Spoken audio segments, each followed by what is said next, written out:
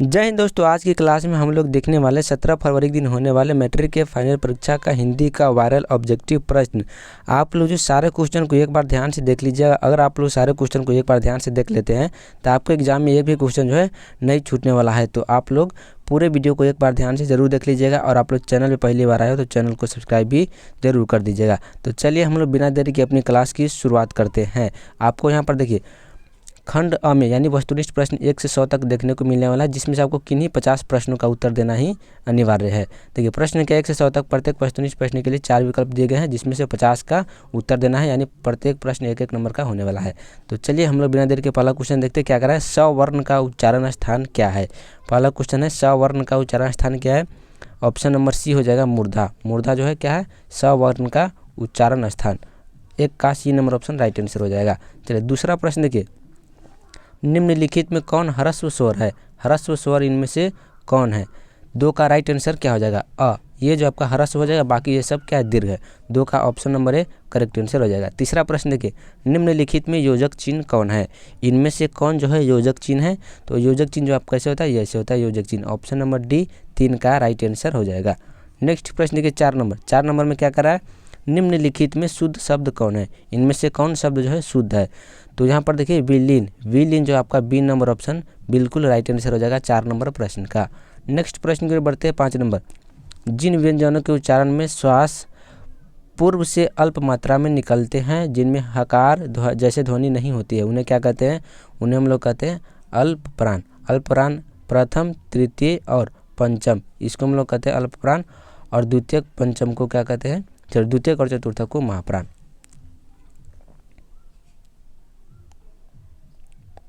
छठा नंबर प्रश्न की, जब एक ही ध्वनि का द्वित हो जाए तब क्या कहलाती है। जब एक ही ध्वनि का द्वित हो जाता है तो वह कहलाता है युग्मक ध्वनि। B number option correct answer हो जाएगा। 7 नंबर क्वेश्चन देखिए, महोत्सव शब्द का संधि विच्छेद क्या होगा। तो महोत्सव का सही विच्छेद होगा महाजोर उत्सव। ये आपका राइट आंसर हो जाएगा। डी नंबर 7 का करेक्ट हो जाएगा। अगले प्रश्न के बढ़ते आप लोग ध्यान से बस देखते रहिए। यश, यश प्लस दा की संधि क्या है। यश प्लस दा की यानी दोनों को मिलाने से कौन सी संधि बनेगी। तो यह बनेगी Yashoda. D number option 8 number प्रश्न का करेक्ट आंसर हो जाएगा। पवन शब्द का संधि विच्छेद क्या है। पवन शब्द का संधि विच्छेद क्या होगा। आप लोग यहाँ पर देखिए बी नंबर ऑप्शन पो जोर अन। पो जोर अन जो है पवन का सही संधि विच्छेद हो जाएगा।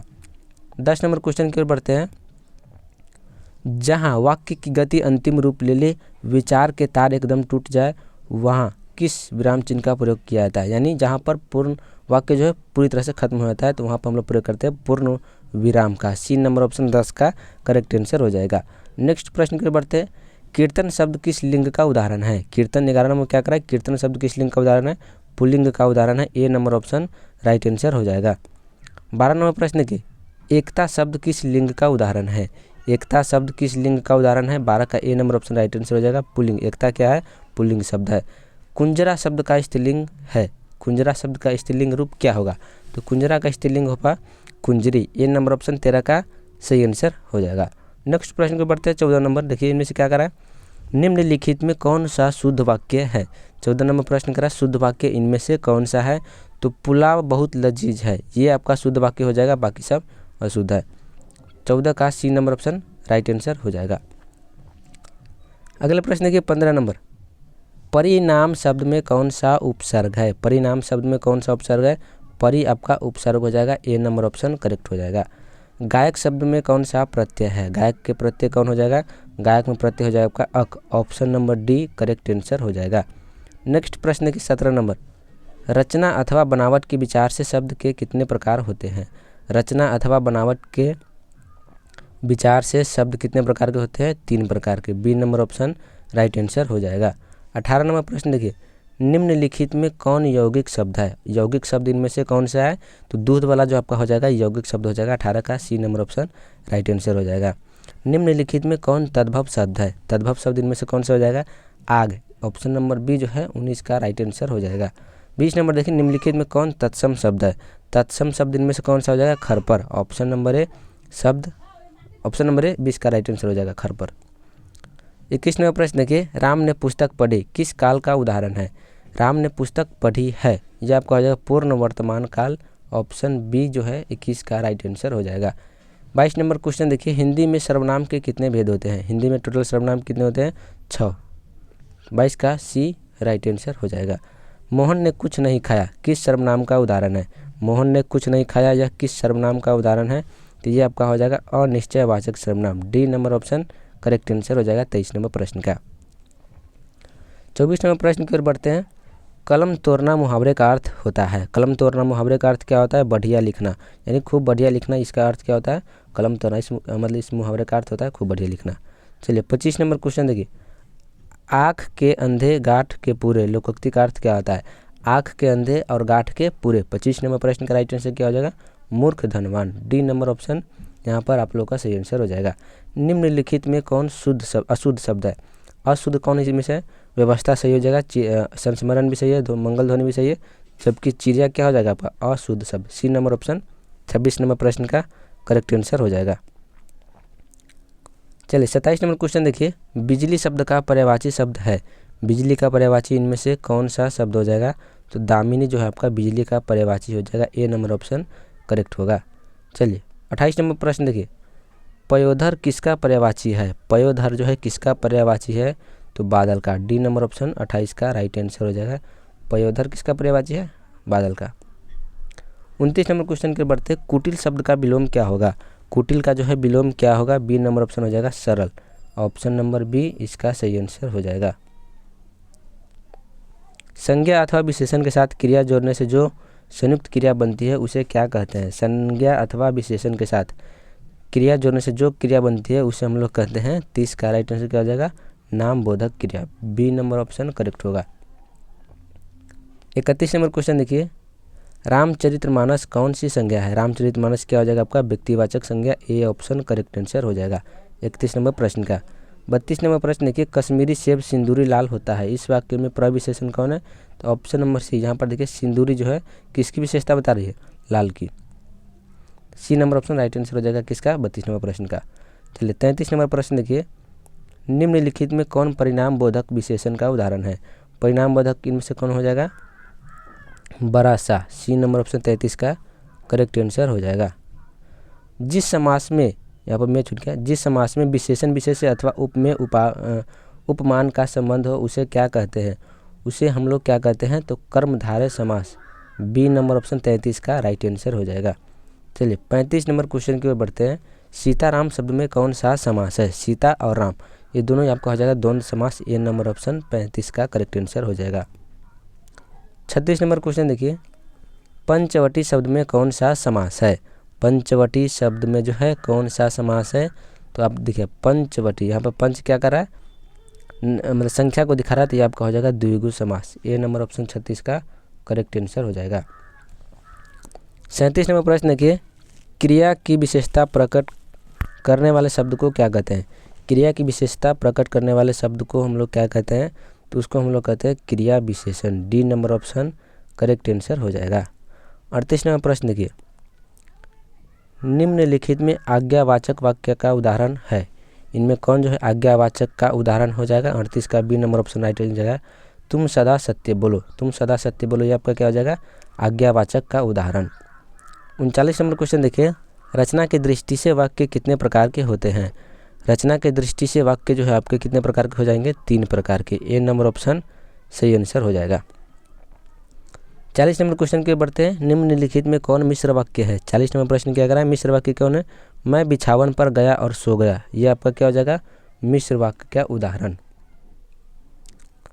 अगला प्रश्न देखते हैं, रात और संध्या के बीच की बेला को क्या कहते हैं? इस वाक्य खंड के लिए एक शब्द दीजिए, यानी रात और संध्या के बीच की बेला को हम लोग क्या कहते हैं? तो उसको हम लोग कहते हैं गोधूली बेला। बी नंबर ऑप्शन सही आंसर हो जाएगा 41 नंबर प्रश्न का। नेक्स्ट प्रश्न की बढ़ते हैं हम लोग 42 नंबर, चिंता में रात भर जाना, चिंता में रात भर जगना, इस मुहावरे का अर्थ क्या होता है? चिंता में रात भर जगना, इस मुहावरे का अर्थ होता है तारे गिनना। इसका राइट आंसर क्या हो जाएगा? D number. शेर के समान बलवान किस पदबंध का उदाहरण है? शेर के समान बलवान, इसका अर्थ क्या होता है, यानी किस पदबंध का उदाहरण है? तो ये आपका हो जाएगा विशेषण पदबंध। बी नंबर ऑप्शन 43 का सही आंसर हो जाएगा। 44 नंबर प्रश्न देखती है, निम्न में किसके साथ कर्तान्य चिन्ह का प्रयोग नहीं होता है? कर्तान्य यहाँ पर किसका नहीं प्रयोग होता है? नहाना, छींकना, खांसना या फिर भूलना। तो भूलना ये आपका इसके साथ जो है कर्तान्य का प्रयोग नहीं हो सकता है। एक या अनेक का बोध कराने वाले शब्द को क्या कहते हैं? एक या अनेक शब्द का बोध जो कराता है उसे हम लोग कहते हैं वचन, यानी एक वचन और बहुवचन। ऐसे जो बोध कराता है एक वचन, सिंगुलर का बोध कराता है उसे एक वचन, जो प्लूरल का बोध कराता है उसे बहुवचन। चलिए नेक्स्ट प्रश्न की ओर बढ़ते हैं हम लोग। माँ ने बच्चों को खिलौने खरीदे, यह वाक्य किस कारक का उदाहरण है? 46 नंबर प्रश्न का राइट आंसर क्या हो जाएगा? सम प्रदान कारक, ए नंबर ऑप्शन सही आंसर हो जाएगा। 47 नंबर प्रश्न देखिए, भीमराव अम्बेडकर के अनुसार पेशा परिवर्तन की अनुमति न देकर जाति प्रथा भारत में किसका एक प्रमुख व प्रत्यक्ष कारण बनी हुई है? 47 का राइट आंसर क्या हो जाएगा? बेरोजगारी का, ए ऑप्शन करेक्ट होगा।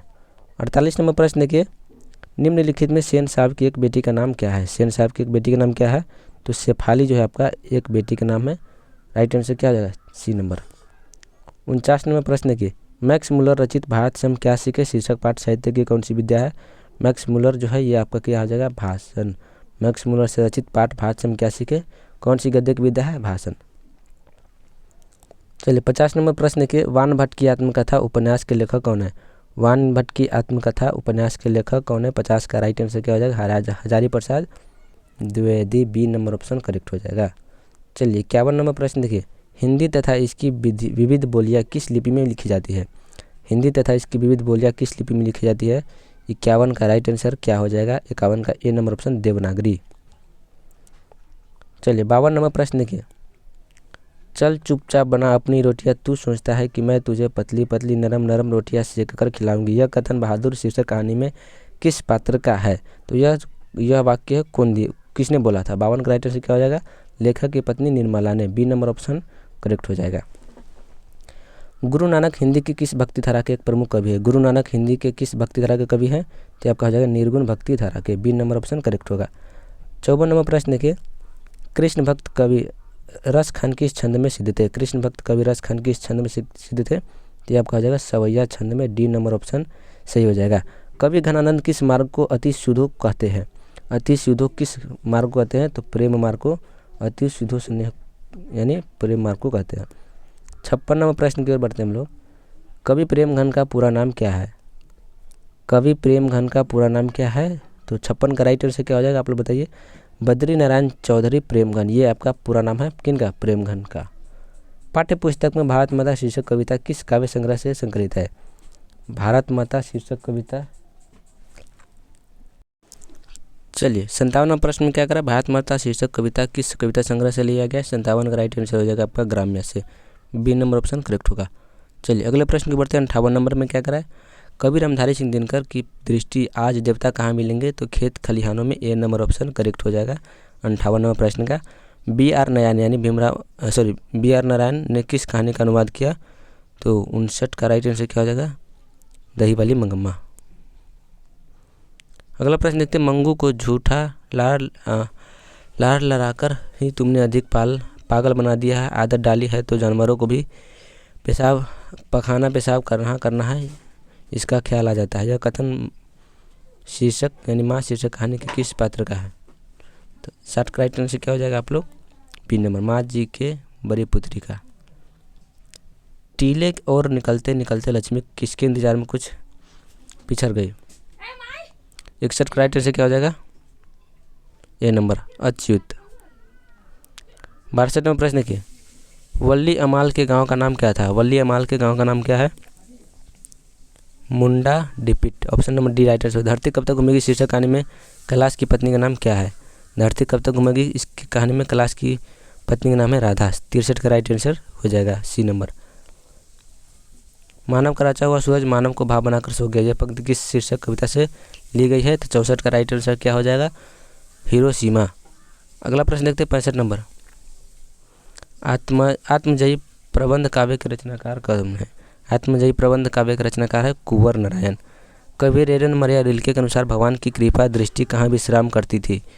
66 का राइट आंसर क्या हो जाएगा? डी नंबर, कवि के कपोलों की नर्म शस्या पर। 67 नंबर प्रश्न देखिए, कवि रेरन मरिया रिल्के के अनुसार किसके बिना भगवान भी एकाकी और निरूपाय है? 67 का राइट आंसर क्या हो जाएगा? सी नंबर, भक्त के बिना। 68 नंबर प्रश्न देखिए, समकालीन हिंदी कविता की कवित्री अनामिका का जन्म कहाँ हुआ है? और सर राइट आंसर क्या हो जाएगा? मुजफ्फरपुर बिहार। कवित्री अनामिका के अनुसार सृष्टि की विकास कथा के प्रथम अक्षर कौन क्या है? 69 का राइट आंसर क्या हो जाएगा? पहली विफलता पर छिलके आंसू। 57वां प्रश्न देखिए, हमारी नींद शीर्षक कविता में धमाके के देवी जागरण कहाँ हुआ? 70 का राइट आंसर क्या हो जाएगा? गरीब बस्तियों में।